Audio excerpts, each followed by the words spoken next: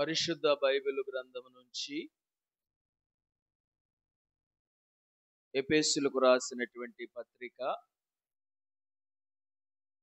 6వ అధ్యాయము 18వ వచనాన్ని అందరము కలిసి చదువుకొని ఈ వచనంలో ఉన్న విషయాల్ని మనం ధ్యానం చేద్దాం. అందరం కలిసి చదువుదాం. 18వ వచనం. రెడీ. ఆత్మ వలన ప్రతి సమయము ప్రతి విధమైన ప్రార్థనను విజ్ఞాపనను చేయుచు ఆ విషయమై సమస్త పరిశుద్ధుల నిమిత్తమును పూర్ణమైన పట్టుదలతో విజ్ఞాపనము చేయుచు మెలకువగా ఉండుడి. ఆత్మ వలన ప్రతి సమయము నందును ప్రతి విధమైన ప్రార్థనను విజ్ఞాపనను చేయుచు ఆ విషయమై సమస్త పరిశుద్ధుల నిమిత్తమును పూర్ణమైన పట్టుదలతో విజ్ఞాపనము చేయుచు మెలకువగా ఉండుడి. ప్రార్థన చేసుకుందాం. ప్రేమ కలిగిన పరిశుద్ధ తండ్రి, మీ అపారమైన ప్రేమ ఈ నేటి వరకు, ఈ సమయం వరకు మమ్మలందరినీ కరుణించి కాపాడిన మంచి కాపరి, పరిశుద్ధుడు అయిన పరమ తండ్రి, నీకు మా హృదయపూర్వకంగా కృతజ్ఞత, స్తుతి, మహిమ, ఘనత నీకు చెల్లించుకొనుచున్నాము. ఈ రాత్రి చేరివచ్చిన నీ పిల్లలం మీ కృప కొరకై కనిపెట్టుకొనుచున్న మా జీవితాల్లో నీ కృపలో చదివిన వాక్యమును మీది. మేమందరము మీ సన్నిధికి వచ్చాం. మీ సన్నిధిలో సాగిలపడిన మమ్మలను మీరు కరుణించి మీ వాక్యము ద్వారా మమ్మలను దర్శించి మాకు కావలసిన అవసరమైన ఆధ్యాత్మిక విషయాలను మీరు నేర్పించి బలపరచమని మా ప్రభు అయిన యేసుక్రీస్తు వారి శ్రేష్టమైన నామములో ప్రార్థన చేసి వేడుకొంచున్నాము తండ్రి. ఆమేన్. దేవుని యందు ప్రియమైన సహోదరి సహోదరులారా, దేవుని సంఘ సహవాసంలో ఉన్న దేవుని బిడ్డలారా, ఎఫెసీ పట్టణంలో ఉన్న సంఘ సహవాసానికి అపోస్తులుడైనటువంటి పౌలు ఈ ఎఫెసీలు రాసిన పత్రికలో ఎన్నో శ్రేష్టమైన విషయాలను చెప్పి ఇక్కడ ఈ 6వ అధ్యాయములో 10వ వచనం నుండి మరి 18వ వచనం వరకు కూడా ఒక చాలా ఉన్నతమైన ఆధ్యాత్మిక విషయాల్ని ఆయన వ్రాస్తూ ఈ లోకములో విశ్వాసీ జీవితంలో కలిగి ఉండవలసినది, మరి ఆ అపవాది తంత్రములను ఎదిరించడానికి కావలసినటువంటిది ఈ వచనములో చెబుతున్నాడు. ఆత్మ రక్షణను అనుగ్రహించిన దేవుడు ఆత్మ మనకు అనుగ్రహించిన విధానములో మనం ఆత్మ సంబంధులంగా ఇక్కడ మనము కలిగి ఉండవలసిన నియమాన్ని మనకు చెబుతున్నాడు. అదే ఆత్మ వలన ప్రతి సమయమును ప్రతి విధమైన ప్రార్థనలు విజ్ఞాపనలు చేయాలి అని ఆయన తెలియపరుస్తున్నాడు. కనుక ప్రతి సమయంలో కూడా మనం చేయవలసిన పని ఏమిటి అంటే ప్రభు పిల్లలుగా మనము ప్రార్థన చేయాలి. ప్రతి సమయంలో మనం అందరం చేయవలసిన పని ఏంటి చెప్పండి? ప్రార్థన. మనిషి మరి జీవిస్తున్నాడు అంటే దేవుని మహాకృప ద్వారా ఊపిరి ఉంది, అందుకే జీవిస్తున్నాడు.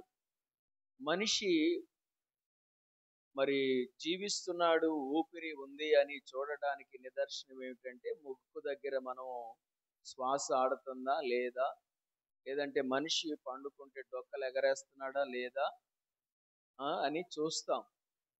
అలాగే విశ్వాసీ జీవితంలో కూడా మనము ఈ లోక యాత్రలో, జీవన యాత్రలో బ్రతికి ఉండడానికి మనము చేయవలసిన మొట్టమొదట ఆధ్యాత్మికంగా మన పని ఏమిటంటే, ఒకటి దేవుని వాక్యమును మనం చదువుకోవాలి. దేవుని మాటని మనం చదువుకొనడం ద్వారా మనకు దేవుడు మంచి విధానాన్ని, మంచి మార్గాన్ని చూపిస్తారు. ఉదయకాలం నేను మరి కొన్ని విషయాలు ఆలోచన చేస్తున్నప్పుడు నా మనస్సు మరి కొంచెం ఇదవుతున్నప్పుడు, ఒక సమస్య ఇదవుతున్నప్పుడు దాని విషయంలో నేను ఏమిటి అని ఆలోచిస్తున్నప్పుడు, అప్పుడు నాకు ఈ శ్రేష్టమైన పరిశుద్ధ బైబిల్ గ్రంథంలో ఒక మాట నాకు జ్ఞాపకం చేశాడు దేవుడు. ఏమిటి ఆ మాట అంటే, అక్కడ ఆయన చెప్తా ఉంటాడు, ఆ యొక్క 32వ కీర్తనలో, అవసరం లేదు కానీ వినండి.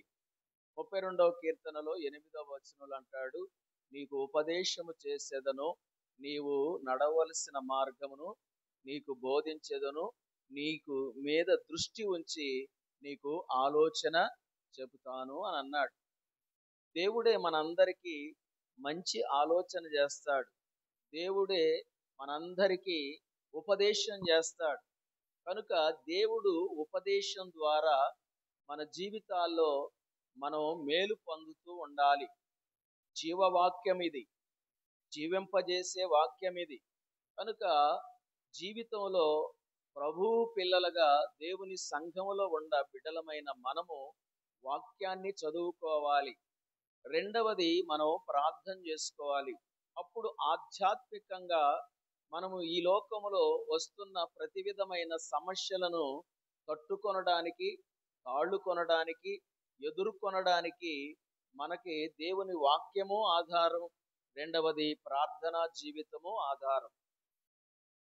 అందుకే ఆ ఉదయకాలం కొన్ని విషయాలు నేను ఆలోచన చేస్తున్నప్పుడు, దేవుని సన్నిధిలో ఎట్లా దీనిని పరిగణలోకి తీసుకువెళ్ళాలి, ఎట్లా దీనిని ఎదుర్కోవాలి, ఎట్లాగా దీన్ని తాళుకోవాలన్నప్పుడు దేవుడు ఒక ఆలోచన ఇచ్చాడు. దావీదు భక్తుడు ఆ యొక్క 32వ కీర్తనలో అంటాడు, తన అతిక్రమములకు పరిహారము నొందినవాడు, తన పాపములకు ప్రాయశ్చిత్తము నొందినవాడు ధన్యుడు, యెహోవా చేత నిర్దోషి అని ఎంచబడినవాడు, ఆత్మలో కపటము లేనివాడు. కనుక మనం ఏదైనా అతిక్రమం అనేది చేసినప్పుడు, మన అతిక్రమముల నుంచి మనము అతిక్రమమే పాపం. తన అతిక్రమములకు పరిహారము నొందినవాడు ధన్యుడు. ప్రార్థన చేస్తున్నప్పుడు మనము ఈరోజు ఈ దినము ఏ రీతిగా దేవునికి వ్యతిరేకమైన చర్యను చేశామో, దేవుని మాట వెనక మనం మనకిష్టమైన రీతిగా వెళ్ళామో, అతిక్రమమే పాపం. అందుకే దావీదు ఈ విషయాన్ని బాగా మనుగడలో పెట్టుకొని, తన అతిక్రమములకు పరిహారము నొందినవాడు ధన్యుడు. ఎవరికి వారు మేము దేనికి అతిక్రమించాము, దేవునికి వ్యతిరేకంగా ఏం జరిగించాం అనే ఆలోచన ఉండాలి. ఆ 32వ కీర్తనలో ఆ మొదటి వచనంలో, తర్వాత దేవుడి చేత మనకి నెమ్మది దొరుకుద్ది, యెహోవా చేత నిర్దోషి అని ఎంచబడిన వాడు ధన్యుడు. ఆత్మలో కపటము లేకోకుండా జాగ్రత్తగా ఉండాలి. ఈ రోజున మనుషులు పైకి బాగునే ఉంటున్నాం కానీ మనస్సులు ఏమైపోయినాయి, చెడిపోయినాయి.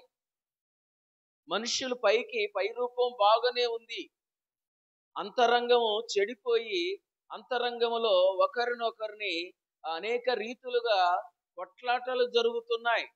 అంతరంగాల్ని పరిశోధించే దేవుడు మనల్ని సరిచేస్తాడు. మనము మన సంగతి దేవునికి చెప్పినప్పుడు దేవుడు మనల్ని సరిచేస్తాడు. కనుక దేవుని పిల్లలంగా మొత్తానికి మనము అతిక్రమించడం మంచిది కాదు. తర్వాత అతిక్రమించిన దానిని మన యొక్క ఆలోచనల్ని పసిగట్టగలిగి, మన అంతరంగాల్ని పరిశోధించగలిగిన దేవుని దగ్గరికి రావడం మంచిది. దేవుని వాక్యాన్ని చదువుకోవడం మంచిది. అలాగే దేవుని వాక్యం చదువుకోవడంతో పాటు దేవుడి చేత నెమ్మది పొందడం మంచిది. దేవుని చేత నిర్దోషి అని ఎంచబడిన వాడు ధన్యుడు, ఆత్మలో కపటము లేనివాడు ధన్యుడు. కనుక దేవుని చేత మంచి పేరును మనం సంపాదించుకోవాలి. అలాగా ఉండడానికి దేవుని వాక్యముని మనం చదువుకోవాలి, దేవుని సన్నిధిలో ప్రార్థన చేసుకోవాలి. అందుకే ఆ సమస్య విషయాలు ఆలోచన చేస్తున్నప్పుడు నాకు ఈ మాట ఆ 32వ కీర్తనలో 8వ వచనం గుర్తొచ్చింది. ఏమి గుర్తొచ్చిందంటే, నీకు ఉపదేశం చేస్తాను, నీవే మార్గమును నువ్వు నడవలసిన త్రోవలు నీకు బోధిస్తాను. కొన్నిసార్లు మనము ఏ త్రోవన వెళ్ళాలో మనకు అర్థం కాదు. అప్పుడు ఏం చేయాలి? దేవుణ్ణి అడగాలి. కొన్నిసార్లు మనం ఏం చేయాలో మనకు తోసదు, ఆలోచన లేకుండా వెళ్ళిపోతా ఉంటాం. కనుక అలాంటి పరిస్థితుల్లో ఉన్నప్పుడు మనం ఏం చేయాలంటే, నీకు ఉపదేశం చేస్తానంటున్నాడు దేవుడు, నాకు ఉపదేశం చేస్తానంటున్నాడు దేవుడు, నేను నడవలసిన త్రోవలో నాకు బోధిస్తాడు. ఎవరైతే దేవుని మార్గంలో నడుస్తున్న పిల్లలుగా ఉండారో వాళ్ళకి దేవుడు సరైన మార్గంలో నడిపించబడతాం. నడవలసిన త్రోవలను మనకు బోధిస్తాడు, మన మీద దృష్టి ఉంచుతున్నాడు, మనకి ఆలోచనలను చెబుతాడు. దేవుని ఆలోచనలు తీసుకొని వెళితే మనం సరిగా సాపిగా పొందుతాం. కొన్నిసార్లు దేవుని ఆలోచనలు తీసుకోకుండా వెళ్ళిపోతూ ఉంటాం. అందుకే అనేక దాని తరువాత ఏం జరుగుతుందంటే, దాని ద్వారా నిందలు వస్తాయి, దాని ద్వారా అవమానాలు వస్తున్నాయి, దాని ద్వారా నష్టాలు వస్తున్నాయి. దేవుని ఆలోచనల్ని మనం అంగీకరించకపోవడం బట్టి, దేవుని మాటని మనం వ్యతిరేకించటం బట్టి మనకు అవమానాలు జరుగుతున్నాయి, అనేకమైనటువంటి నష్టాలు మనకి కలుగుతూ ఉన్నాయి. కాబట్టి ఏ పరిస్థితుల్లోనైనా మనం దేవుని వాక్యాన్ని చదువుకుంటే దేవుడు మన పరిస్థితుల్లో మనకి మార్గాన్ని చూపిస్తాడు, మన మీద దృష్టి ఉంచుతాడు, మన జీవితాల్లో మంచి ఆలోచన ఆయన ఇస్తాడు. కనుక అలాగా చదువుకొని మరి ఈ యొక్క మార్గము యెహోవాకు అప్పగించుము. మన మార్గాల్ని యెహోవాకు అప్పగించుకుంటే ఖచ్చితంగా దేవుడు చేయి పట్టి నడిపిస్తాడు. అందుకే మనం బ్రతికి ఉన్నామా లేదో అని ఆలోచించడానికి, మనం చూడడానికి ప్రార్థన అనేది చాలా ప్రాముఖ్యత. అదే పౌలు గారు, మీరు ఆధ్యాత్మికంగా బలపడటానికి, అపవాదిని ఎదిరించడానికి ఆత్మయందు ప్రతి సమయమందు కూడా ప్రతి విధమైనటువంటి ప్రార్థన విజ్ఞాపనలు మనం చేస్తూ మరి మనం జాగ్రత్తగా ప్రార్థన విజ్ఞాపన చేయటం అని. తర్వాత అక్కడ ఆయన అన్నాడు, సమస్త పరిశుద్ధుల నిమిత్తం. ఎవరి నిమిత్తం అంటున్నాడు? సమస్తమైన పరిశుద్ధుల నిమిత్తం, సంఘములో ఉన్న సమస్త పరిశుద్ధుల కొరకు ప్రార్థన చేయాలి. సాటి మానవుల కొరకు ప్రార్థించాలి. మనం మాత్రం తెలుసుకొని ఓరుకుంటాం కాదు, మనం సొంత పనులు చేసుకుంటూ సంతోషించటం కాదు. దేవుడు మనకి సమస్త పరిశుద్ధుల నిమిత్తం మరి పూర్ణమైన పట్టుదలతో ప్రార్థన చేయమన్నాడు. ఏం చేయమంటున్నాడు? పూర్ణమైన పట్టుదల. ఏంటి ఆ పట్టుదల? ప్రార్థన పట్టుదల. కాబట్టి దేవుని పిల్లలారా, మనం అందరము కూడా నేర్చుకోవాల్సింది, నాతో సహా మనం ఏంటంటే విసుకక నిత్యం ప్రార్థన చేయాలి. ఏం చేయాలండి? విసుకక నిత్యము మనం ప్రార్థన చేయాలి. ఇది యేసు ప్రభు చెప్పిన మాట. విసుకక నిత్యము ప్రార్థన చేయాలి. అప్పుడు సాతానుని మనం తేలిగ్గా ఎదిరించడానికి మనకు బలం సరిపోద్ది. మనం విసుకక నిత్యం ప్రార్థన చేయట్లేదంటే సాతానుడి బలం ఎక్కువైపోద్ది. మనం ఓడిపోవటానికి, మనం అవమాన పాలవటానికి, నిందల పాలవటానికి అది అవకాశాలు జరుగుతూ ఉంటాయి. అప్పుడప్పుడు చెప్తాను కదా, మనలో రెండు ఉన్నాయి. ఒకటి మరి ఆ యొక్క తెల్ల పిల్లి, ఒకటి నల్ల పిల్లి. నల్ల కుక్క, ఏదైనా తెల్ల కుక్క. దేనికి ఎక్కువగా అన్నం పెడుతున్నామో, దేనికి ఎక్కువగా అన్నం పెడితే అదే గెలుస్తుంది. ఎందుకంటే అది బలిసింది. నల్లదానికి ఎక్కువగా బలం పెట్టాడు సైతానుతో షికారులు పుకారులు చేసుకుంటా దినమంతా గడిపేసేస్తాం. ప్రార్థన విషయంలో పట్టుదల ఉండదు. ఇంకేదో ఒక పట్టుదల, అది చేద్దాం ఇది చేద్దాం అని ఏదో పట్టుదల ఉంటది. అక్కడికి వెళదాం ఇక్కడికి వెళదాం అని. కానీ పట్టుదల కలిగిన ప్రార్థన. అందుకే సమస్త పరిశుద్ధుల విషయంలో మరి పట్టుదలతో మీరు ప్రార్థన చేయండి అని అన్నాడు. ప్రార్థన అనేది మనం విసుకక నిత్యం చేయాలి. అప్పుడే మనం సాతానును జయిస్తాం.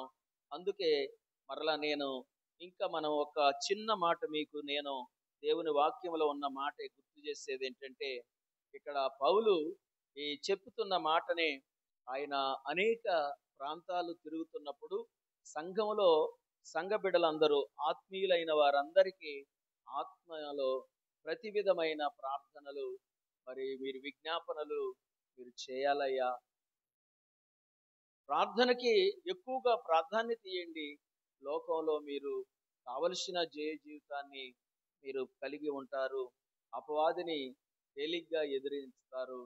లేకపోతే మీరు ప్రార్థనా జీవితాన్ని తక్కువగా ఉండబట్టే లోకంలో ఎన్నో సమస్యలు మనము ఎదుర్కోవాల్సి వస్తుంది. కాబట్టి ఇప్పుడైనను బుద్ధి తెచ్చుకొని మనం ప్రార్థనకి ఎక్కువగా ప్రాధాన్యత ఇవ్వాలని నేను ప్రభువు పేరట మరి మీకు తెలియచేస్తూ, నేను కూడా అలాంటి ఆశ ప్రార్థన జీవితాన్ని కలిగి ఉండాలని మరి కోరుకుంటూ, మరి దేవుని వాక్యములో రోమా పత్రికలో ఆ యొక్క పౌలు శరీర సంబంధులు శరీర విషయాల మీద మనసు పెడతారు, ఆత్మ సంబంధులు ఆత్మ విషయాల మీద మనసు పెడతారని రోమా పత్రికలో చెప్పినట్లుగా, ఆ రోమా పత్రికలోనే 12వ అధ్యాయంలో 12వ వచనంలో అంటున్న మాట మనమందరికీ తెలిసినటువంటి మాట. నిరీక్షణ కలిగి ఉండండి, నిరీక్షణ కలిగిన వారమై సంతోషించండి. అంటే ప్రార్థన అంటే మరి అది విసుకక ప్రార్థన చేయాలి. ప్రభువు అంటే విసుక్కోవద్దు, ప్రభు సన్నిధి అంటే విసుక్కోవద్దు. నిరీక్షణ కలిగిన వారమై సంతోషించే వారిగా ఉండాలి. ప్రభు సన్నిధిని బట్టి, ప్రభు సన్నిధిలో ప్రార్థన చేయడాన్ని బట్టి మనం విసుక్కునే వారిగా ఉండాలి. ఏవేవో చెబుతా ఉంటాం. అవన్నీ చెప్పిన ఏదో చెప్పడానికి సరిపోతుంది కానీ అది దేవుని ఎదుట మనం నిలబడాల్సి వచ్చినప్పుడు మరి ఇవేవి కూడా అవి సరిపోవు నాయన, సరిపోవు అమ్మా. మనం కావలసినటువంటి నిరీక్షణ కలిగిన వారమై సంతోషించాలి. శ్రమలు వస్తున్నాయా, శ్రమల్లో ఓర్చుకోవాలి. నిందలు వస్తున్నాయా, ఓర్చుకోవాలి. అందుకే పౌలు పలు పరిస్థితుల్లో చెబుతా ఉంటాడు, నిరీక్షణ కలిగిన వారమై మనం సంతోషించాలి. శ్రమల యందు ఓర్పు గలవారమై, ప్రార్థన యందు ఏం కలిగి ఉండాలి, పట్టుదల. కనుక ప్రతి పనికి మనము ఎంత గట్టిగా నిబ్బరంగా పట్టుదల కలిగి ఉంటామో, ఆ పట్టుదలలో మనము లోకములో ప్రావీణ్యత కలిగి ఉండటానికి పట్టుదలలు కలిగి ఉంటున్నారేమో, కానీ ప్రభు కొరకు మనము చక్కగా పట్టుదల కలిగి ప్రార్థన చేస్తూ ఉంటే మరి ప్రభు మన యొక్క ప్రార్థనలు అంగీకరించి ప్రతి విధంగా మనకు సహాయం చేస్తాడు. మరి శోధనలకు లొంగిపోకుండా ఆ సాతానుని ఎదిరించడానికి మన కొరకు ప్రార్థన చేసుకోవాలి. మనం సంఘములో సమస్త పరిశుద్ధుల కొరకు ప్రార్థన చేయాలని మరి ఒకసారి ఈ మాటల్ని ప్రభువుపేట తెలియపరుస్తూ, మనమందరం కూడా చక్కగా మోకరించి మన యొక్క అవసరత కొరకు, సంఘము యొక్క అవసరత కొరకు, ప్రతి విధమైన ప్రార్థన కొరకు మనం సాగిలపడి ప్రార్థన చేద్దాం. ప్రభు ఈ మాటల్ని మన హృదయ ధ్యానానికి, ప్రార్థన జీవితానికి మేలుకరంగా అనుగ్రహించును గాక. ఆమేన్.